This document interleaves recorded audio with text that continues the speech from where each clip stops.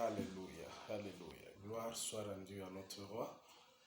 Nous disons merci pour le Seigneur de nous avoir accordé ce temps merveilleux pour partager encore la parole du Seigneur en ce jour. Je crois que c'est aujourd'hui nous allons entamer la deuxième partie de cet enseignement que nous avons commencé depuis le dimanche.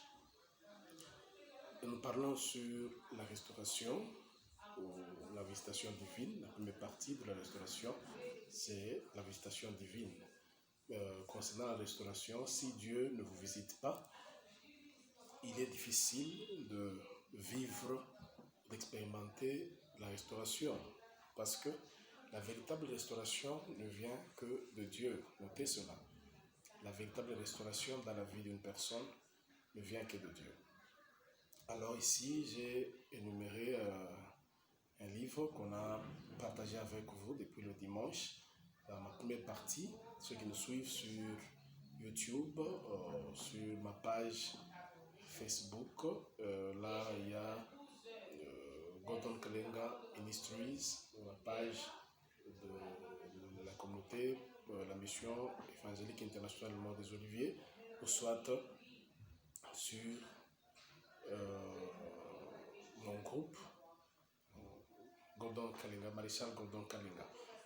Moi, c'est le docteur Gordon Kalenga, le maréchal, pour mes intimes.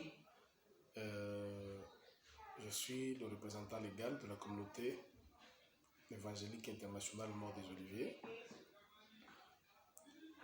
Je partage quelque chose avec vous selon la poussée du Seigneur, vu que l'Église est en train de traverser une crise. Qui dit crise, qui dit quelque chose qui ne va pas. L'Église n'est pas libre de célébrer ce culte, vu cette agression de la Covid-19. Alors, il y a des mesures par-ci, par-là. J'aimerais vous signaler, le coronavirus n'est pas un fléau du Seigneur, mais c'est un fléau apocalyptique. C'est-à-dire, nous passons déjà vers le soir de ce monde, c'est-à-dire, ce monde touche à sa fin. Et la Bible a prédit, Matthieu 24, 25, les événements du temps de la fin. Elle le dit, il y aura des temps difficiles. Il y aura des bruits de guerre, des maladies, ainsi de suite. Alors, détrompez-vous, ce n'est pas un fléau de Dieu pour ce monde impie, plein de péchés, non. Dieu n'a pas encore puni. Tant que l'Église est dans le monde, la grâce est là. Dieu a laissé le monde sous la grâce. Il a besoin de tout le monde, même si tu as péché hier. Aujourd'hui, avant midi, Dieu t'appelle, il t'attend encore. Dieu ne déteste jamais les pécheurs. Il aime beaucoup les pécheurs. Il les aime beaucoup. La Bible dit là où les aigles sont là où il y a les aigles plutôt, là où il y a les cadavres plutôt, les aigles aussi sont là. Donc Dieu a besoin des pécheurs. Ne vous condamnez pas, quel que soit le degré de votre péché. Vous avez tué, vous avez volé, vous avez commis c'est pas quel délit. Dieu vous aime encore. Venez à lui tel que vous êtes. Moi je fais le mal, comment je peux aller chez Dieu? Viens, il t'aime tel que tu es. C'est pour toi et moi qu'il est mort sur la croix. Toujours dans ce péché là-bas, il t'aime beaucoup et il a besoin de toi. Alors, par contre, ce sont les stratégies du diable.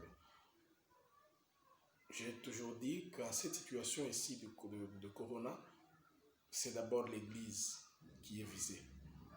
Comme preuve, et principalement chez nous ici au Congo, les marchés sont libres de fonctionner. Les les supermarchés plutôt, sont libres de fonctionner. Les véhicules, il y a entassement, les mesures ne sont pas respectées de distanciation. Mais quant à l'Église, l'Église ne doit pas fonctionner. L'Église ne fonctionne pas. Entre marché et église, où est-ce qu'il y a des disciplines? Dans l'église, on peut tout contrôler. Il y a des protocoles déjà bien avant. Il y a des diacres qui peuvent surveiller bien la distanciation, les mesures barrières, mettre, c'est pas moi, des fontaines d'eau pour se laver les mains, ainsi de suite. Mais parce que c'est un ordre mondial. Derrière ces mesures ici, il y a une intelligence maligne du malin, de l'impie, du diable, qui veut refroidir la foi de plusieurs personnes. Vous savez, avec la chaleur communautaire là, le feu, ça fait mal au diable, ça fait mal aux satanistes, ça fait mal aux occultistes. Maintenant, ce qu'ils ont fait dans leur ordre mondial, ils se sont vite précipités. Je prends le cas de mon pays. On était déjà à 6 cas, c'est pas moi, 5 cas comme ça, moins de 10 cas. On a déjà annoncé précipitamment le confinement. Les gens ne doivent plus marcher, ils ne doivent plus aller aux églises. C'est l'église qui a subi les premières mesures. Vous voyez un peu ça. Malgré le confinement, aujourd'hui, quand je vous demande, il y a presque 3 mois, il y a déjà plus de 6000 cas. Alors, à quoi nous a servi le confinement? Avec ça, je dis que le Seigneur nous aide. L'Église doit se lever, comprendre quelque chose. Ce monde ne nous appartient pas. Nous sommes des passagers sur la terre. Mais ce qui est vrai, nous ne devons plus jamais nous taire devant certaines situations. Nous avons des âmes à sauver. Les âmes qui se refroidissent là, que Dieu les restaure. D'ailleurs, je prie pour la fin du confinement dans cette semaine, dans ce mois, partout au monde entier, ici chez nous au Congo principalement. Les activités de l'Église doivent reprendre comme jamais afin de retrouver encore cette ambiance pour l'édification du corps de Christ, des enfants de Dieu. Et je parlais sur la visitation ou la restauration. C'est tiré dans le livre des psaumes, chapitre 74. J'ai lu à partir du verset 2e jusqu'au verset 8e.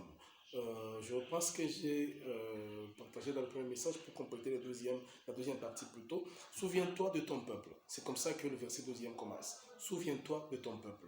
Ma prière aujourd'hui, c'est que le Seigneur se souvienne de toi. En tout ce que tu es en train de faire, que Dieu se souvienne de toi. Dans ton mariage, qu'il se souvienne de toi. Dans tes affaires, qu'il se souvienne de toi. Dans ta santé qui te complique, que Dieu se souvienne de toi. Dans cette circonstance-là, que le Seigneur se souvienne de toi. Vous savez, le monde peut nous oublier, vous oublier. La famille peut t'oublier, les amis peuvent t'oublier. Mais Dieu, il n'oublie jamais. Il n'oublie jamais. C'est pourquoi cet homme, il a compris que dans sa situation, il avait besoin de Dieu. Voilà pourquoi il a dit, souviens-toi de ton peuple. Il savait, il avait en tête que Dieu n'oublie pas. Dieu n'oublie pas. Et il a demandé l'aide du Seigneur, que le Seigneur se souvienne de lui. Oh, que ce jour soit marqué par la visitation divine dans ta vie. Que le Seigneur se souvienne réellement de toi, de tes prières, de tes efforts, de tes sacrifices, de tes lourds travaux que tu fais là. Que Dieu se souvienne de toi. Tu as besoin de voir Dieu dans un domaine comme dans un autre domaine. C'est le moment propice que le Seigneur se souvienne de toi. Il continue à dire, c'est le peuple que tu as acquis jadis, tu l'as racheté. Oh, ça j'aime beaucoup. Un peuple que tu as acquis. Souviens-toi de nous, parce que nous sommes un peuple que tu as acquis. Acquis, c'est-à-dire acquérir quelque chose. C'est-à-dire quelque chose qui n'était pas pour toi, ou que tu as trouvé quelque part, maintenant tu le prends pour toi. L'histoire là devient pour toi. Tu l'as acquis à toi. Tu l'as acquis. C'est ce que nous dit la parole du Seigneur ici. Il dit, c'est un peuple que tu as acquis. Your people which belongs to you, whom you have gained, que tu as acquis, que tu as gagné. Tu es un enfant de Dieu là où tu es. Tu es une propriété privée de Dieu là où tu es. Que le monde ne te terrorise pas. Même si tu manques de tout, sois rassuré que tu as été acquis. Pas n'importe par quel moyen, mais par le prix du sang précieux de l'agneau de Dieu. Dieu lui-même, je vois, ils sont là assis. Le Père, le Fils et le Saint-Esprit, autour d'une table. Ils ont pris un engagement. Qui peut descendre pour aller acquérir ce peuple? À la coupe de Jésus, le sang rempli, et ça a commencé à déborder. Les psaumes disent, tu vois d'une ma tête, et ma coupe déborde. N'est-ce pas, Luc dit, le Seigneur m'a oint pour délivrer les captifs. Et quand sa coupe a débordé de sang, c'est lui qui était le choix. Lui-même, il a accepté de prendre ce risque-là, de donner sa vie pour nous. Et la Bible dit que Jésus est venu. Je le vois dans le champ de Gethsemane. Quand on lui a rappelé encore cette coupe là-bas, il a dit en tout cas, c'est très douloureux que cette coupe s'éloigne de moi. Alors que la coupe était remplie au ciel. Sur la table du salut, comme je l'appelle. Dans cette réunion-là du salut, sa coupe était remplie. Mais arrivé au Gethsemane, il a de ses lourds. Le péché de toute l'humanité devait tomber sur lui. Ton péché d'aujourd'hui, ton péché d'hier, ton péché d'avenir. Tu comprends bien? Tous les péchés que tu as déjà commis ou que tu pourras commettre, ce péché-là devait aller dans le panier de Jésus, sur la tête de Jésus, que lui puisse s'en charger. Il a dit, c'est très lourd. Cette coupe, en tout cas, ça ne va pas. Elle lui dit, là où il était, il a été même déshydraté. Il a connu la déshydratation. L'eau s'est séchée. Et au lieu que la sueur sorte, c'était le sang qui coulait, les grumeaux de sang qui coulaient maintenant. Or, tous ceux qui connaissent le chemin de la maternité demandaient au moment la technique. Quand il y a encore de l'eau qui coule, ça va. Mais quand ils voient le sang, ils disent l'enfant arrive déjà. Lui, il a connu la maternité. Gethsemane, c'est la maternité où Jésus nous a donné naissance, toi et moi. Déjà, la Bible dit, le Jésus qui était entré en Gethsemane et le Jésus qui est sorti, c'était deux personnes différentes. Le Jésus d'avant Gethsemane, c'était un Jésus saint, l'agneau de Dieu qui ôte les péchés du monde, mais qui est pur, sans tache. Mais je te signale que le Jésus qui est sorti de Gethsemane, c'était un Jésus pécheur, plein de péchés. Un Jésus plein de péchés, le péché de toute l'humanité.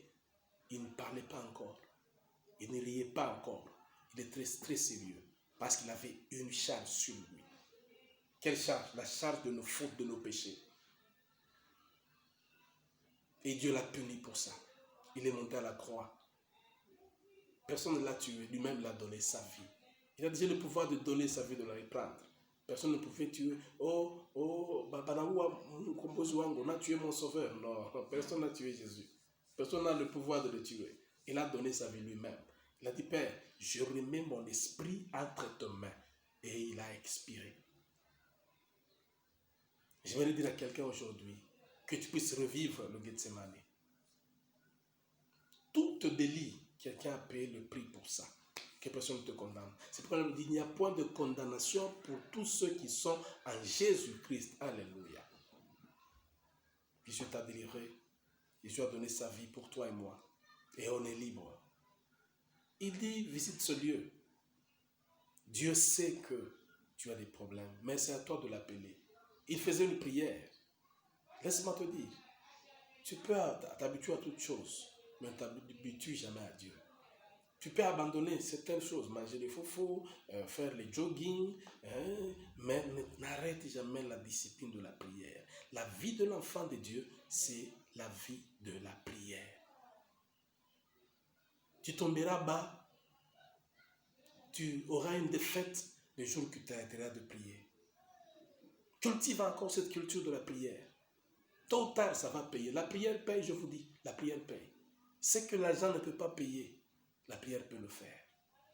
Ce que nos connaissances, nos relations ne peuvent pas fournir, la prière peut le fournir. La prière a fait voyager certaines personnes. La prière a guéri certaines personnes de maladies incurables. La prière a redonné l'espoir et ouvert des portes aux gens qui ne croyaient pas, qui ne s'y attendaient pas. Que cela vous arrive aussi au nom de Jésus. Reprenez avec la vie de prière. Et c'est ce que le diable craint. Voilà pourquoi les premières mesures qui sont venues, d'abord fermer les portes de l'église. Oui, tu veux dire non, papa, l'église, chacun peut prier chez soi. La prière commune aussi compte. C'est pourquoi la Bible dit, en Hébreux chapitre 10, 25, n'abandonnez pas votre assemblée. Et l'assemblée, c'est aller pour y manger des pains. La Bible dit, ma maison sera appelée une maison de prière. Le diable connaissant cela, il s'est attaqué rapidement à l'église. Oh, je demande l'intervention de Dieu, que les anges de Dieu descendent pour aller confondre les gens là qui travaillent dans des laboratoires mystiques pour compliquer la marche de l'église.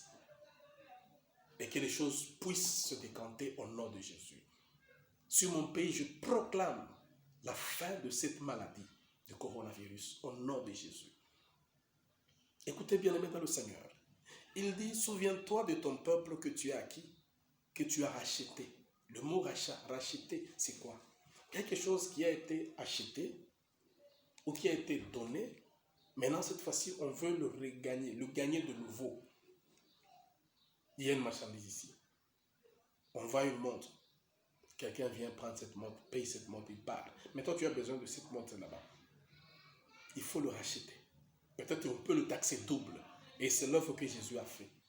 Nous étions vendus par nos aïeux, nos ancêtres, par des esprits impurs. Nous étions vendus par notre grand ancêtre, Adam. Mais Jésus a vu cela. Voilà pourquoi il est venu pour nous racheter. Alléluia. Nous ne sommes plus encore des maudits, nous ne sommes plus encore une fois sous l'emprise de l'ennemi, mais nous sommes des rachetés du Seigneur dans Jésus-Christ. À cause de l'œuvre de la croix, il nous a rachetés. Écoutez, quand vous descendez, la Bible dit, porte-te pas vers ces lieux constamment dévastés. Après la visitation,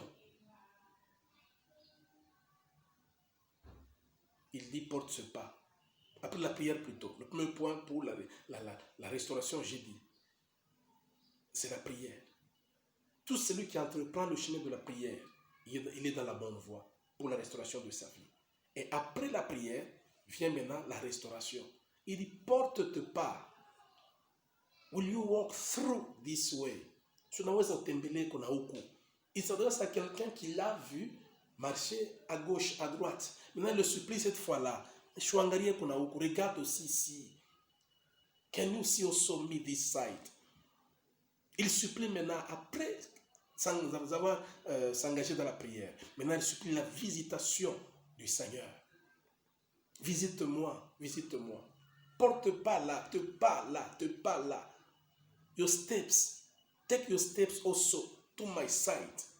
Prends-te pas aussi à mon côté. Regarde-moi aussi. Que Dieu te voie dans cette situation que tu es en train de traverser, que le Seigneur te voie. Tu as besoin de la visitation de Dieu pour ces complications-là. Ça va prendre fin. L'ennemi, il prend le courage de déçu parce qu'il sait que le propriétaire de ta vie n'est pas là. Mais je te dis ce soir, le Seigneur va visiter ta vie. Ce n'est pas il est matin là où tu es. Le Seigneur va visiter ta vie. Tu vas seulement dire à Dieu, Seigneur, porte pas aussi dans ma vie. Porte pas aussi dans ma famille. Porte pas aussi dans mes affaires. Visite-moi aussi, j'ai besoin de ta visitation. Que le Seigneur visite une personne ce soir, cet avant-midi, au nom de Jésus. Que le Seigneur se souvienne aussi de toi. Il dit, porte ce pas. Pourquoi porter ce pas? Parce que l'ennemi a tout dévasté. Je lis la version Thompson. Il dit, porte pas vers ce lieu, vers ces endroits constamment dévastés. Mais Louis II lui dit, porte pas vers ce lieu constamment dévasté, mais il dit vers ce lieu que l'ennemi a constamment dévasté. Que le Seigneur porte ce pas là-bas. Dieu, il n'aime pas visiter les grandes fêtes, là où il y a la joie. Il visite toujours là où il y a les pleurs, afin de redonner la joie à la fin. Tu n'es pas la dernière, tu n'es pas la risée de tout le monde. Dieu va se souvenir aussi de toi. C'est longtemps, il y a longtemps que tu avais rigolé, mais je te promets, cette fois-ci, toi aussi, tu vas te réjouir, tu vas aussi rire, au nom de Jésus-Christ. Parce que Dieu va visiter aussi ton domaine, Dieu va visiter aussi ta vie, Dieu va visiter aussi ton mariage, Dieu va visiter aussi tes affaires, ainsi que ton ministère. Et quand Dieu visite, c'est pour restaurer. J'ai dit bien, le premier point, c'est la prière, pour celui qui veut la restauration. Le deuxième point, c'est la visitation divine. Dieu visite seulement ceux-là qu'il trouve en prière. Il y a une carrière, il y a un domaine, il y a un chantier que Dieu visite chaque fois pour la restauration. C'est les gens qui sont en prière. Abandonne, néglige toutes choses, ne néglige jamais la prière. Habakkuk dit ceci, j'étais à mon poste et je veillais pour attendre ce qu'il me dira. Même si ça tarde, il dit ça arrivera. Même si ça fait longtemps, ça va arriver. Ce que tu dois faire, c'est attendre patiemment. Attendre patiemment. La vérité est que ça va arriver. Ne te décourage pas. Je dis à celui-ci qui était prêt d'abandonner la foi, n'abandonne plus jamais la foi. Continue encore. Le moment est grave, mais je te dis, pendant ce moment, il y a une nouvelle génération des héros de Dieu que Dieu est en train de relever. Tout le monde va pleurer. C'est pas grave. Pleurer, ne va pas apporter solution. Mais il faut se lever et entrer en prière. Avance encore en prière. Augmente encore une fois de volume de la prière, de dimension de la prière. Faites en tout le temps par l'Esprit toutes sortes de prières, me dit la parole de Dieu en Thessaloniciens. Faites en tout le temps par l'Esprit toutes sortes de prières. N'abandonne pas. N'abandonne pas. Il est vrai qu'aujourd'hui ça ne paye pas. Demain ça va payer, je te rassure, au nom de Jésus. Comme tu écoutes ce message, prends courage. Dieu est sur ton chemin. Dieu va t'aider. Il y a beaucoup de gens sans famille. Aujourd'hui, ils ont des familles. Pourquoi? À cause de la prière. Quand tu te lèves dans la prière, si tu pries aujourd'hui, sache qu'il y a aussi quelque part un Dieu qui agit et qui répond à la prière. Et Dieu répondra à ta prière. Nous parlons restauration. Que Dieu visite ta vie. Que Dieu visite tous les domaines de ta vie. Là où tu as besoin de voir la restauration de Dieu. Que la restauration y entre. Dès cet instant où je te parle, que l'esprit de la prière puisse caractériser ta vie. Que toute faiblesse, que toute fatigue en prière arrive à disparaître. Et que Dieu puisse te donner la soif de la prière. La prière n'est pas facile. Je te dis bien. La prière n'est pas facile, mais on se donne toujours selon le besoin. Quand tu réalises, Paul te part vers ce lieu constamment dévasté. D'abord, il a fait un constat que le lieu où je suis, c'est déjà dévasté. Combien de fois le diable a dévasté ta vie? Le diable a envahi ta vie. Combien de fois? Combien de domaines que le diable, les démons, les sorciers ont envahi dans ta vie? Pourquoi tu ne remarques pas? Est-ce que c'est ta santé que tu as là-bas? Est-ce que la santé que tu as, c'est ta santé à toi, la santé que tu as? Ce n'est pas ta santé à toi? Est-ce que c'est toi qui pouvais manquer même $500, $200, $100, $40, toi là où tu es? Les choses ne marchent pas parce que l'ennemi a envahi les domaines de ta vie. Et c'est toi qui devais être célibataire aujourd'hui, avec cette beauté que tu as là. Ce diplôme que tu détiens là-bas, ce sont des photos à regarder. N'est-ce pas? Tu dois avoir un emploi. Et c'est toi, avec cette intelligence que tu as, qui peut traverser la vie que tu as traversée là-bas. Non, non, non, non et non. Il y a quelqu'un, un agresseur, un bandit qui a envahi ta vie. Mais le Seigneur veut porter ce pas vers ta vie. Le Seigneur veut restaurer ta vie. Je t'invite ce soir à pouvoir te disposer, à te relever, à parler réflexion, à parler restauration dans ta vie. Tout ce que le diable a démoli, tout ce que le diable a envahi, le Seigneur va le restaurer. Et il est dit que la gloire de la deuxième maison sera plus grande que celle de la première. Je te rassure, toi qui écoutes bien ce message de la restauration, Dieu va restaurer ta vie.